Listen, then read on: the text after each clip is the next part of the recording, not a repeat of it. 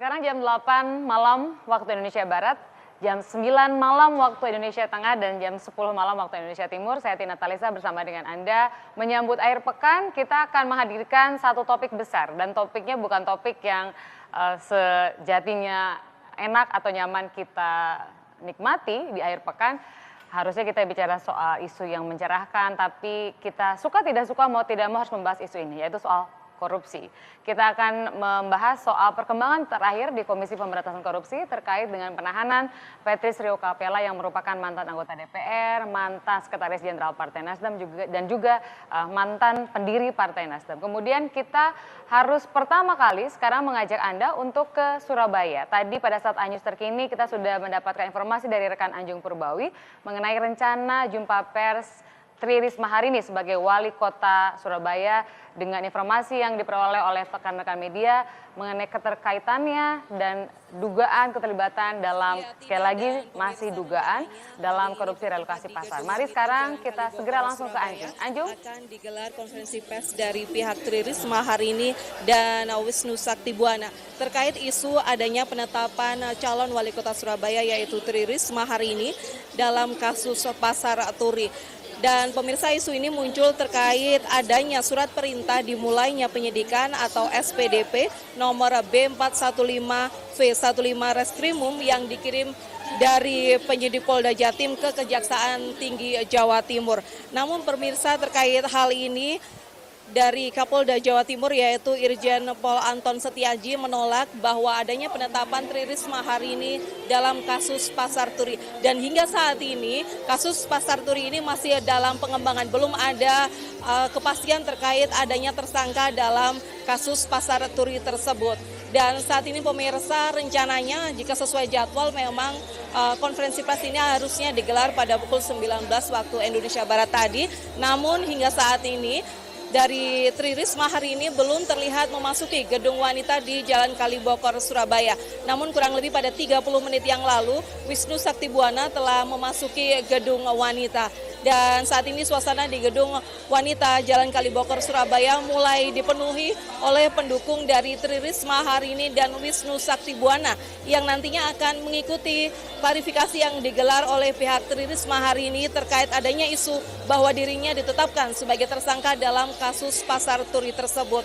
Sementara itu hingga malam hari ini juga terlihat seluruh awak media masih menunggu kedatangan Tri Risma hari ini untuk mengetahui kepastian terkait ditetapkannya dirinya sebagai tersangka dalam kasus Pasar Turi tersebut. Demikian laporan dari Surabaya, Jawa Timur. Kembali ke studio, Tina.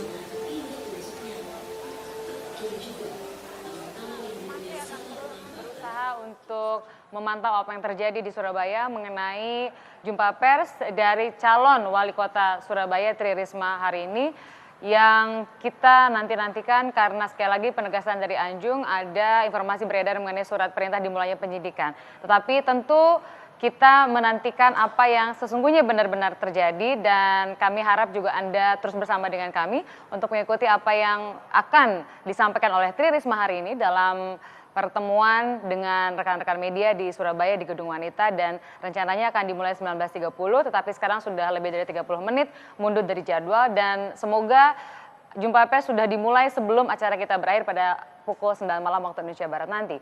Sekarang kita bicara soal yang bukan lagi dugaan, tetapi terkait dengan kader Partai Hanura yang dipecat oleh partainya, oleh DPP Partai Hanura, yaitu Dewi Yassin Limpo.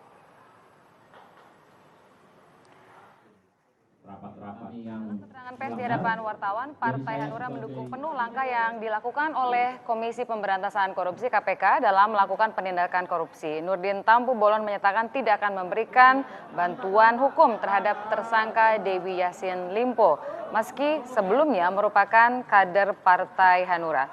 Keputusan pemecatan terhadap Dewi sekali lagi memang adalah kelanjutan dari penetapan dirinya sebagai tersangka oleh KPK terkait proyek pembangkit listrik. Menurut Nurdin sebagai wakil dari Partai Hanura di DPR, yaitu ketua fraksi, perbuatan yang dilakukan oleh Dewi Yassin Limpo merupakan tindakan melanggar hukum dan bentuk keputusan pribadi, juga tidak memiliki kaitan dengan partai. Sebelumnya kami mengajak Anda mengingat proses operasi tangkap tangan yang dilakukan oleh KPK dan Dewi Yassin Limpo ditangkap atas dugaan penerimaan sejumlah uang terkait proyek pengembangan pembangkit listrik tenaga mikro hidro atau PLTMH di Provinsi Papua untuk anggaran tahun 2016.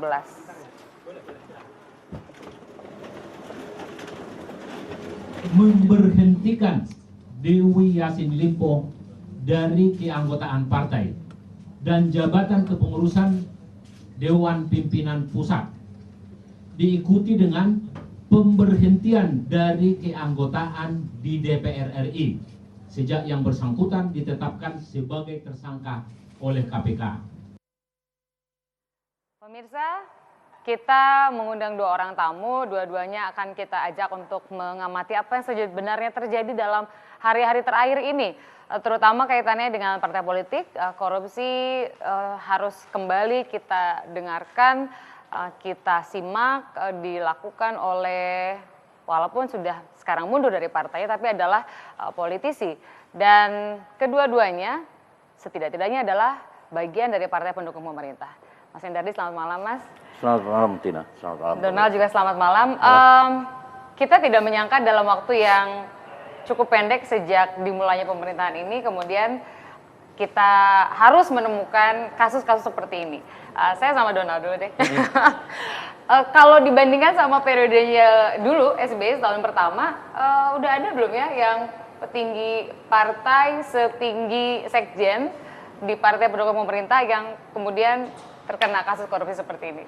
Kalau untuk sekjen, seingat kami ini yang pertama. Ini yang pertama, ketua umum udah pernah? Kalau ketua umum udah sering, bendahara umum juga udah sering.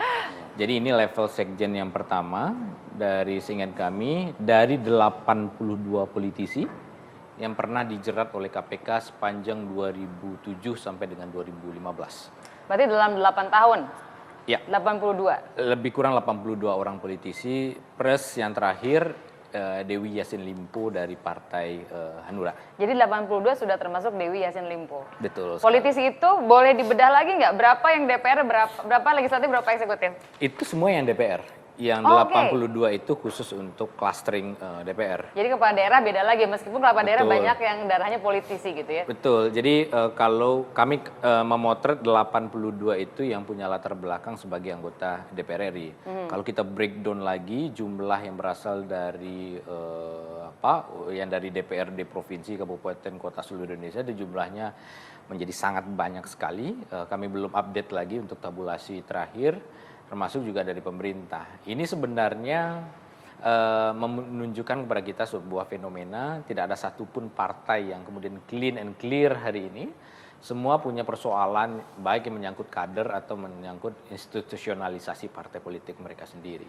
Jadi yang menarik buat kita semua, partai-partai yang umurnya sudah lebih tua, sudah pernah kadernya ada yang kena, sekarang rasanya buat publik nih, kalau buat saya publik jadinya merasa bahwa ternyata sama aja, partai mau lama, mau baru, mau spiritnya ini itu, ya begitu juga Mas Hendardi. Jadi ini kan Partai Hanura baru, Partai Nasdem apalagi lebih baru lagi. Apa Mas yang salah sama kita? Kalau kita tidak mau kemudian meletakkan kesalahannya cuma sama partai politik. Iya, saya kira begini, apa yang terjadi pada Rio Capella ya, ini bukan satu hal yang mengejutkan karena saya kira ini juga praktek yang sama, ini diduga juga banyak dilakukan oleh petinggi-petinggi partai. Dan mesti kita ingat bahwa salah satu fungsi dari partai politik dalam perpolitikan di Indonesia ini adalah juga memberikan proteksi bagi mereka yang bermasalah. Itu fungsi dari partai politik jadi Anda nggak usah beda-bedakan yang dulu, yang sekarang. Fungsi partai politik secara umum adalah salah satunya adalah melindungi mereka yang bermasalah ya. Partai telah menjadi satu tempat yang cukup efektif untuk menjadi pelindung bagi mereka yang memang loyal terhadap partai, saya kira. Dan tapi kalau dikatakan pelindung bagi kader yang loyal, buktinya Dewi Yassin Limpo dipecat, Rio Capella mundurkan diri. Enggak, maksud saya begini, bahwa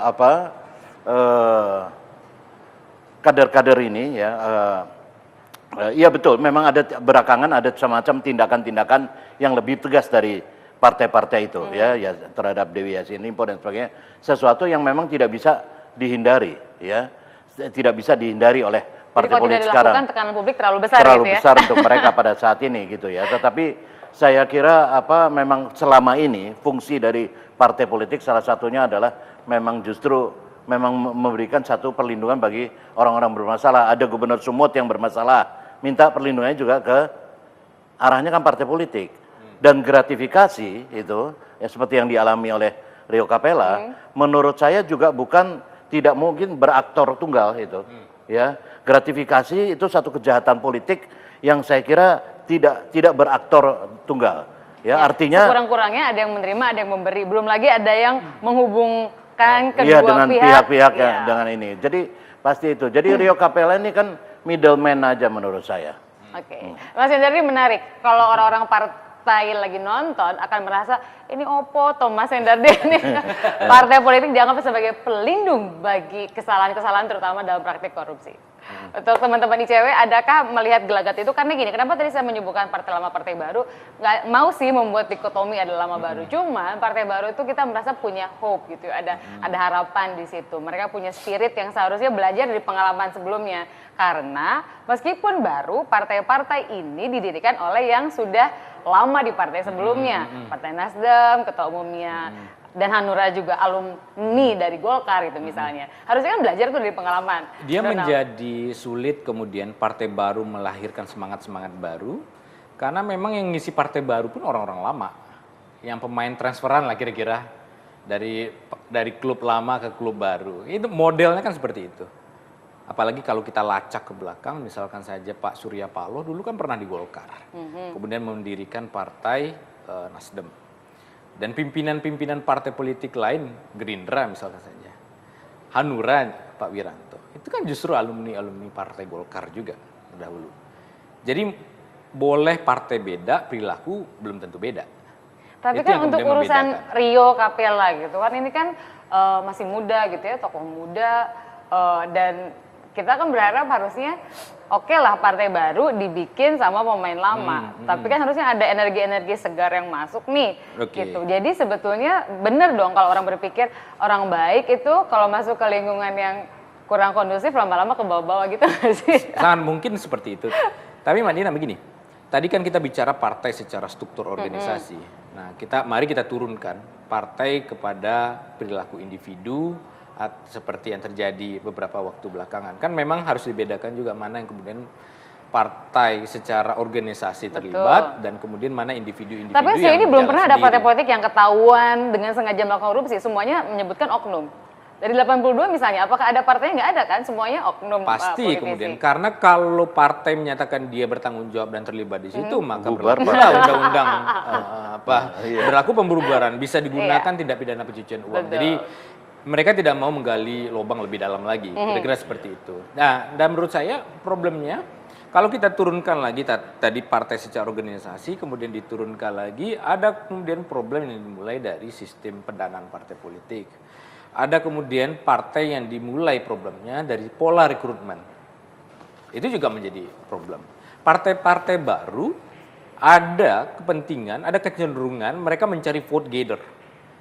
Orang-orang yang kira-kira sudah punya popularitas, basis massa kuat, dan kemudian mereka tidak perlu lagi berkeringat jauh-jauh untuk mencari basis-basis massa segala macam. Ini yang kemudian membuat kalau partai mencari vote gather, maka kualifikasi, kompetensi kemudian akan menjadi nomor 2. Karena ada kepentingan tadi, kalau dia mencari kader yang memang dari ibaratnya bayi lahir, dilatih berjalan, berlari, kemudian membaca tulis, lama kira-kira seperti itu prosesnya.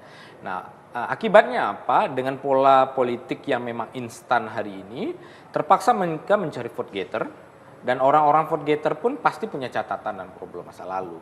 Kita perlu mempertanyakan misalkan saja bagaimana sejarahnya Partai Nasdem bisa merekrut seorang Koce Kaligis. Track record OCK Ligis kan kita tahu bagaimana. Misalkan saja dalam berbagai macam kasus korupsi dia menjadi advokat, menjadi kuasa hukum. Tidak salah orang menjadi Tidak advokat. salah, betul. Betul, tidak salah menjadi advokat, tapi advokat yang bagaimana? Nah, itu menjadi perdebatan lagi. Advokat yang kemudian punya nilai atau value ya benar-benar membela klien, tidak sedang menyerang lembaga penegak hukum. Itu kan beda lagi. Oke, Ini. kita harus lanjutkan, tapi saya tertarik dengan temuan dan catatan ICW 82 orang politisi yang tersangkut kasus korupsi sejak 2007 sampai 2015 ini. Berarti 8 tahun, 82 orang. Kalau kita rata-ratakan andaikan saja, berarti dalam 8 tahun, 82 orang, setahun 10 orang. Berarti kira-kira sebulan 1. Aduh, betapa. Puasanya bulan puasa. Banget ini, sesaat lagi.